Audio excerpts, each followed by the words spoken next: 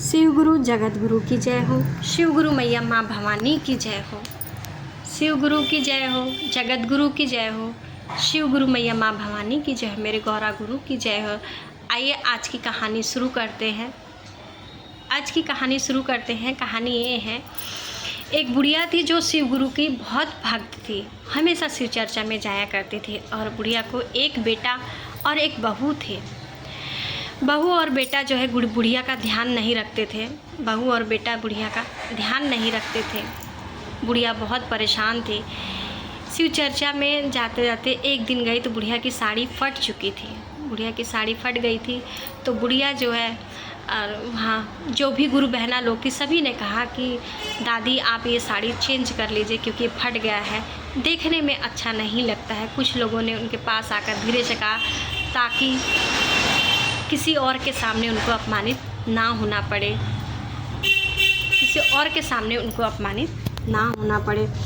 तो बुढ़िया जो है घर पे आई और अपने बेटे बहू से कहने लगी कि अरे बहू मेरी साड़ी फट गई है, आप मेरे लिए एक साड़ी ला देती तो अच्छा रहता। मैं शिव चर्चा में रोज़ जाती हूँ पर अच्छा नहीं लगता, सब मुझे ऐसे टोकते हैं। बोली ठीक है, जब तुम्हारे बेटे का पगार आएगा तब पैसा आएगा, महीने का पैसा आएगा तब मैं लूँगी, पर अभी मेरे पास पैसे नहीं हैं। फिर बुढ़िया एक दिन गई लोटा लेके गई जो है शिव चर्चा में। वो लोटा भी मतलब इतना घिस चुका था, वो चूने लगा, मतलब फट गया था लोटा, जिससे पानी मतलब टपकता था। पानी टपकने से जितने भी गुरु बहना आती थी शिव चर्चा में सबका साड़ी गीला हो जाता था। साड़ी जब गीला हो जाता था सभी गुरु बहना कहती थी दादी आप ये लोटा चेंज कर दीजिए क्योंकि आपके इस लोटे से सबको परेशानी होती, सबकी साड़ी गीली हो जाती है। फिर बुढ़िया आई और अपने जो है बेटे से कहने लगी कि बेटा मुझे एक लोटा ला दो। बेटा भी यही बोला कि माँ अभी मेरे पास पैसे नहीं हैं, जब पैसे होंगे तब मैं आपके लिए लोटा ला दिया करूँगी। फिर बुढ़िया का एक दिन जो है लड्डू खाने का मन हुआ। मन में यही विचार करने लगी, शिव गुरु को प्रणाम किया और मन में यही विचार करने लगी कि जब मैं अपने बहू और बेटे से बोली जब मुझे साड़ी और लोटा लाके नहीं दिए तो मुझे लड्डू लाके क्या देंगे। एक दिन गुरु को ऐसे ही जगत गुरु को प्रणाम करके सोई और उनको याद करने लगी जगत गुरु को कि मुझे कैसी फैमिली दी है आपने, मेरा पति भी चला गया है और मेरे बेटे बहू ऐसे कि मुझे छोटी छोटी इच्छा भी मेरी पूरी नहीं करते। तब उन्हें जगत गुरु ने ज्ञान दिया, अंदर से बोला कि तुम कल सुबह उठना मत, ऐसा करना। जब वो रात को सोई बुढ़िया तब उसको स्वप्न में जगत गुरु ने ज्ञान दिया कि रात सुबह जो है तुम उठना मत, ऐसा मतलब सिर करके पढ़ के नाटक करना जिसमें मरने का तुम नाटक करना, लेकिन मेरी कृपा से तुम जीवित रहोगे। मैं तुम्हें ऐसा मूर्छित कर दूंगा कि लोग जान ही नहीं पाएंगे तुम जो है नाटक कर रही हो, क्या कर रही हो। और जैसा मैंने बोला तुम वैसे ही करना। तो बुढ़िया जो भी थी वो उठी जब उसकी आँख खुली तो रात के 3 बज रहे थे। जब उन्होंने देखा गुरु का ऐसा ज्ञान मिला तो गुरु को प्रणाम किया और गुरु का ज्ञान का पालन करने लगी। वो जो है पालन की गुरु के ज्ञान का, और वो जो है सुबह उठी ही नहीं, वो बेहोश में पड़ी थी नाटक करके, लेकिन गुरु ने उसे मूर्छित कर दिया था ताकि उसको कोई इंसान रूप में ना जान सके कि ये जीवित है। तो उसकी बहू आई देखने के लिए। बोली उसकी बहू ने कि मेरी सास तो रोज़ सुबह पहले ही उठ जाती थी, आज क्या है कि उठी नहीं। वो जाके देखी तो उसकी सास मरी पड़ी हुई थी, क्योंकि गुरु ने अपने उससे मूर्छित किया था, इसलिए वो सामने वाले को संसार में यही सबको लगेगा कि वो मर गई। फिर जो है बुढ़िया गई अपने पति के पास, बोली तुम्हारी माँ मर गई है, चलो सामान इंतज़ाम करो चिट्ठी का। तो गया, बेटा गया जो है कफन लेके आया, साड़ी नहीं लेके आया, लोटा भी लाया, लड्डू भी लाया, सब लाया और सबसे विधि पूर्वक जो है पैसा लाके उनका सामान उनको जो है चिट्ठी रूप में लिटाने का व्यवस्था कर लिया। देखिए यही है, जिंदा इंसान मांगता है कि दो मुझे कुछ खाने के लिए, पहनने के लिए, इंसान बोलता है पैसा नहीं है।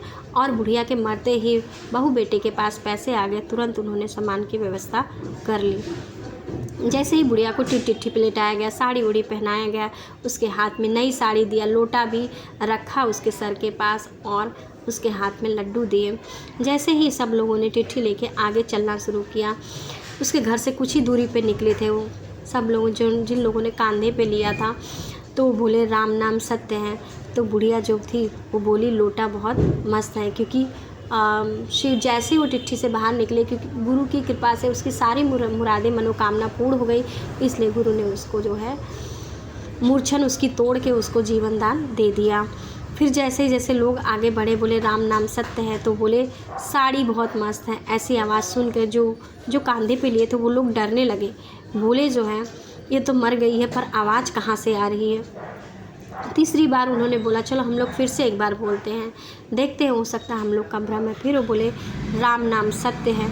तो बुढ़िया बोली लड्डू बड़ा मस्त है। अब तो वो जितने भी कांधे पे जो लोग लिए थे सब उनको नीचे उतारे और डर के कारण भाग गए, भूत भूत कह के चिल्लाने लगे। और जाके उनके बेटे बहू से बोले कि तुम तो बोल रहे थे तुम्हारी माँ मर गई है, लेकिन वहाँ देखो उसका भूत आ गया है और वो जीवित भी है।